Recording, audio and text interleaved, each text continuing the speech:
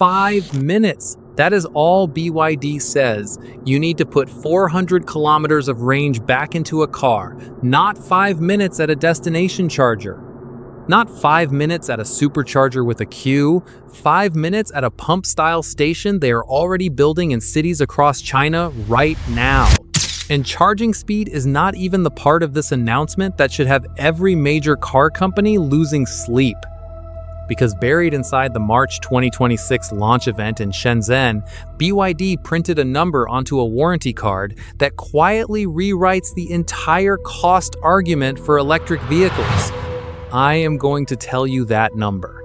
But first, you need to understand exactly who made this claim and why. Coming from them, it is not marketing noise. Before we get into the battery itself, hit subscribe if you want to catch moves like this before the headlines. Water them down. This one matters.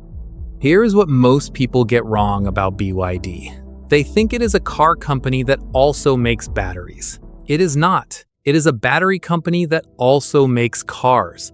That distinction is everything. Rewind to 1995.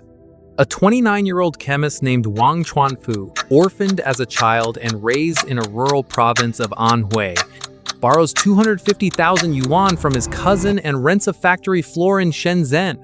No government contract, no industrial robots, no venture capital. He called the company BYD, Build Your Dreams.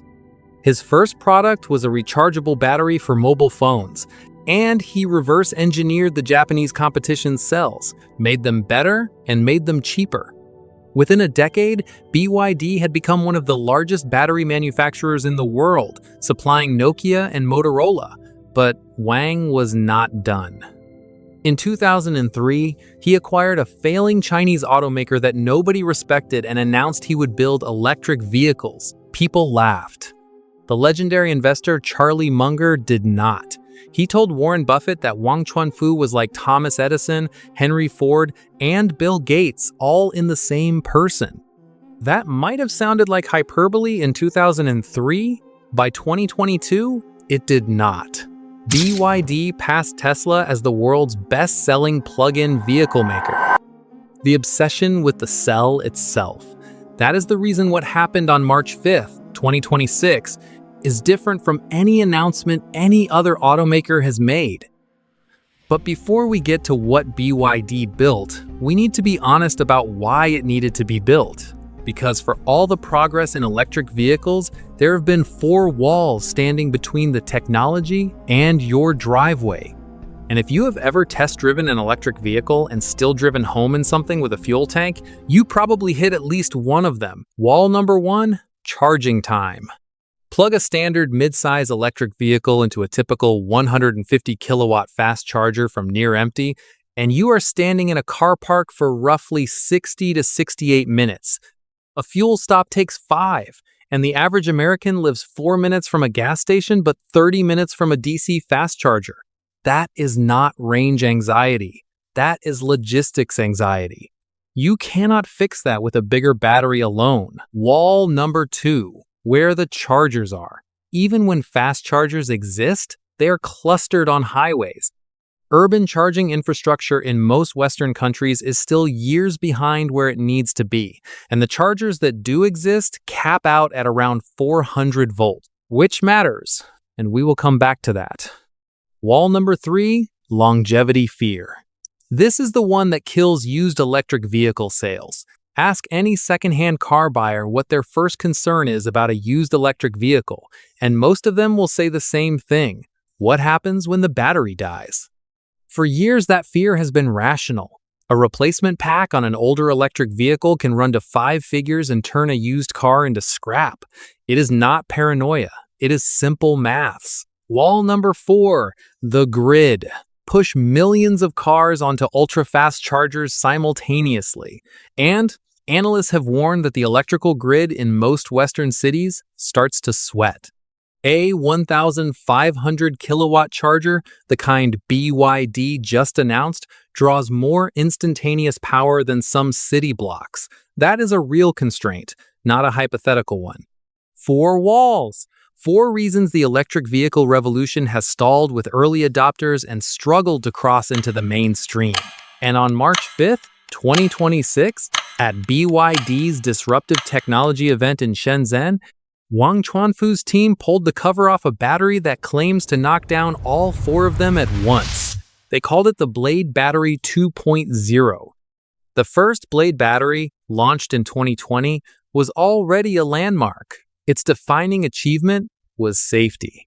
BYD's blade-shaped cells, packed directly into the battery structure without a module layer, stayed below 60 degrees Celsius during a nail penetration test. That is 10 times cooler than conventional batteries under the same conditions. They drove a 46-ton fully loaded truck over a pack. No deformation, no smoke, no fire. The cell-to-pack architecture also meant the battery itself functioned as a structural element of the vehicle, increasing torsional stiffness while freeing up 50% more interior volume.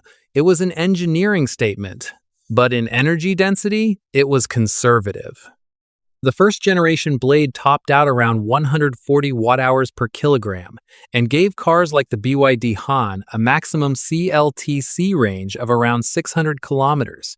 Impressive, but not class-leading by 26 standards. The Blade 2.0 is a different animal entirely. The headline that landed first was the charging speed. BYD announced that the short blade format, which is optimized for ultra-fast replenishment, can go from 10 to 70% state of charge in 5 minutes flat, using a 1,500 kilowatt flash charger. Not from 0 to full in 5 minutes, that would violate physics. But 10 to 70 in 5 is a world record for a production vehicle. And in temperatures down to minus 30 degrees Celsius, the system manages 20 to 97% in 12 minutes. To put that cold weather number in context, most fast chargers significantly derate their output in sub-zero conditions. BYD's system largely does not.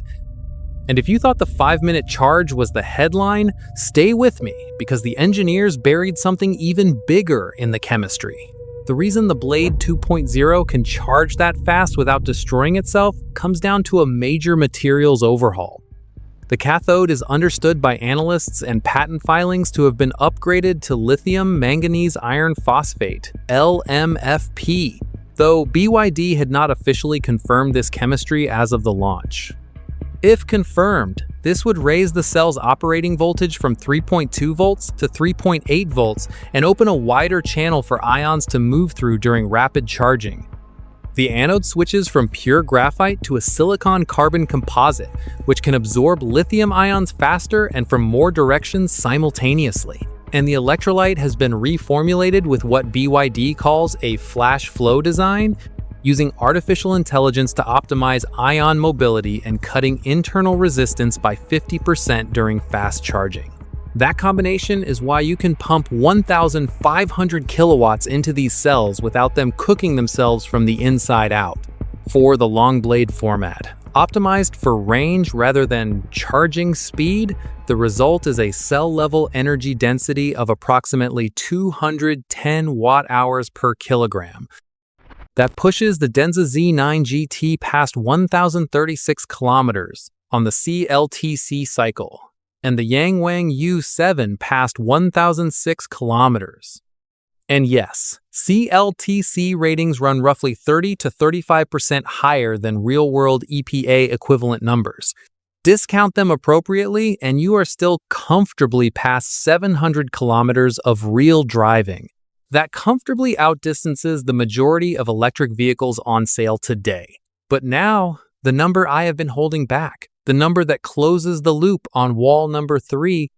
In testing, BYD states the Blade battery exceeds 3,000 full charge and discharge cycles. 3,000. BYD's own mathematics puts the implied service life at approximately 1.2 million kilometers. In miles, that is roughly 745,000. For context, the average American drives roughly 15 to 20,000 kilometers per year. The implied service life of this battery outlasts the average ownership period of a car by a factor of several times over. The battery is engineered to outlive the vehicle it sits in.